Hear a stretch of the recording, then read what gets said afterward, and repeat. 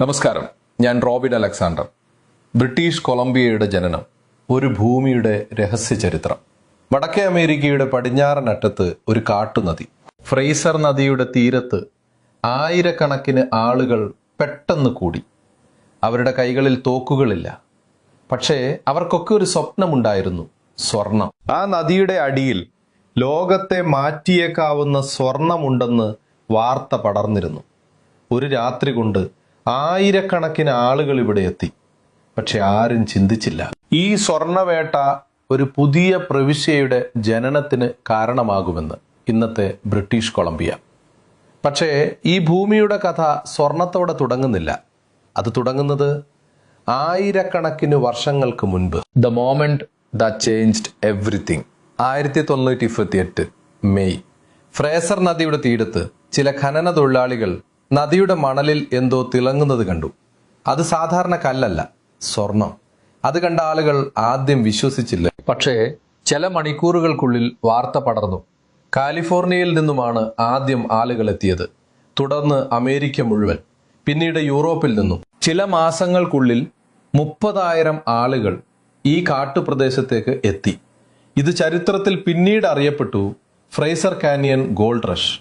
പക്ഷെ ഇതുവരെ ഈ ഭൂമി ഒരു പ്രവിശ്യയല്ലായിരുന്നു. ഇത് ബ്രിട്ടീഷ് സാമ്രാജ്യത്തിന്റെ നിയന്ത്രണത്തിലുള്ള ഒരു അതിർത്തി പ്രദേശം മാത്രം. പക്ഷെ ഇപ്പോൾ പ്രശ്നം തുടങ്ങി. കാരണം ഈ സ്വർണവേട്ടയിലെത്തിയ ആളുകളുടെ ഭൂരിഭാഗവും അമേരിക്കക്കാരായിരുന്നു. ബ്രിട്ടീഷ് സർക്കാരിനൊരു ഭയമുണ്ടായി: ഈ ഭൂമി അമേരിക്ക പിടിച്ചെടുക്കുമോ? അപ്പോൾ അവരെടുത്ത തീരുമാനം ഒരു പുതിയ പ്രവിശ്യയുടെ ജനനത്തിന് കാരണമായി. The back story. പക്ഷേ ബ്രിട്ടീഷ് കൊളംബിയയുടെ കഥ 1858 തുടങ്ങുന്നില്ല. അതിനു മുൻപ് ആയിരക്കണക്കിന് വർഷങ്ങളായി ഈ ഭൂമി മറ്റാരുടെയോ ആയിരുന്നു. ഇൻഡിജിനസ് ജനത.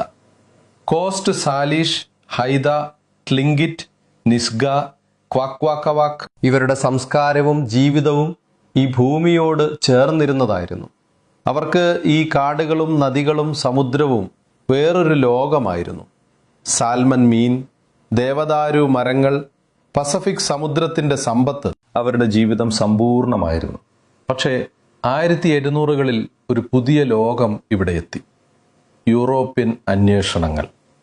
1778 ബ്രിട്ടീഷ് നാവികനായ ക്യാപ്റ്റൻ ജെയിംസ് കുക്ക് പസഫിക് തീരത്തെത്തി.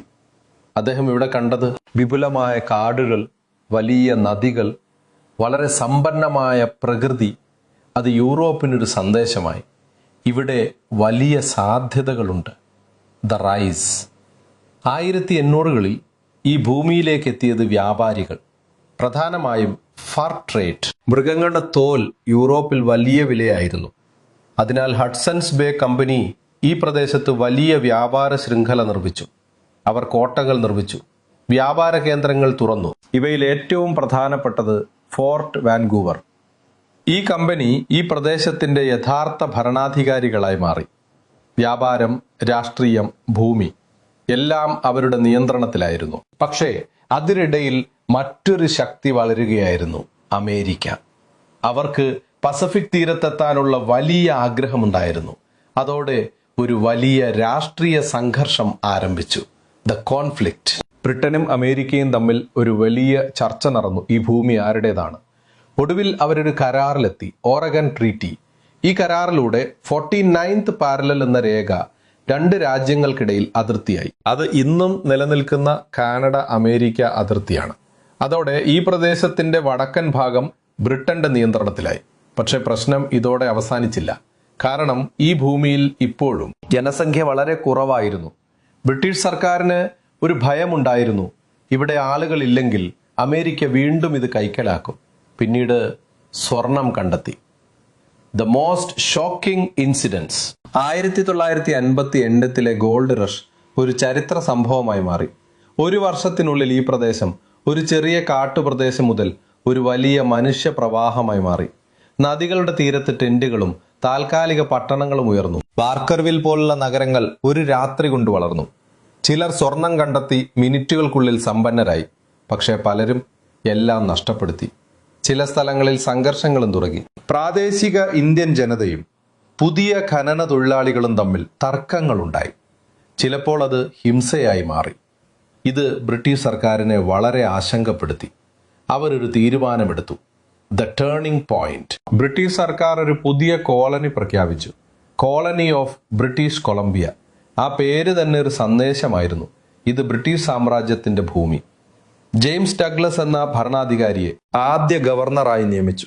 അദ്ദേഹം നിയമം കൊണ്ടുവന്നു, പോലീസ് സംവിധാനങ്ങൾ സ്ഥാപിച്ചു, നഗരങ്ങൾ രൂപപ്പെടുത്താൻ തുടങ്ങി. ഇതോടെ ഈ പ്രദേശം ഒരു കാട്ടുപ്രദേശത്തിൽ നിന്ന് ഒരു സംഘടിത സമൂഹമായി മാറി. The final operation, climax. പക്ഷേ കഥ ഇതോടെ തീരുന്നില്ല. 1860-കളിൽ ഈ പുതിയ കോളനി സാമ്പത്തിക പ്രശ്നങ്ങളിൽ കുടുങ്ങി. റോഡുകൾ നിർമ്മിക്കാനും ഭരണ സംവിധാനം നടത്താനും വലിയ ചെലവായിരുന്നു. അതിനാൽ ഒരു വലിയ തീരുമാനമെടുത്തു. 1871-ൽ ബ്രിട്ടീഷ് കൊളംബിയ കാനഡ എന്ന പുതിയ രാജ്യത്തിൽ ചേർന്നു. ഒരു പ്രധാന വാഗ്ദാനമുണ്ടായിരുന്നു: ഒരു വലിയ റെയിൽവേ, പസഫിക് തീരത്ത് നിന്ന് കാനഡയുടെ കിഴക്കേ അറ്റം വരെ. അത് പിന്നീട് കനേഡിയൻ പസഫിക് റെയിൽവേ ആയി മാറി. ആ റെയിൽവേ ഈ ഭൂമിയെ ലോകവുമായി ബന്ധിപ്പിച്ചു.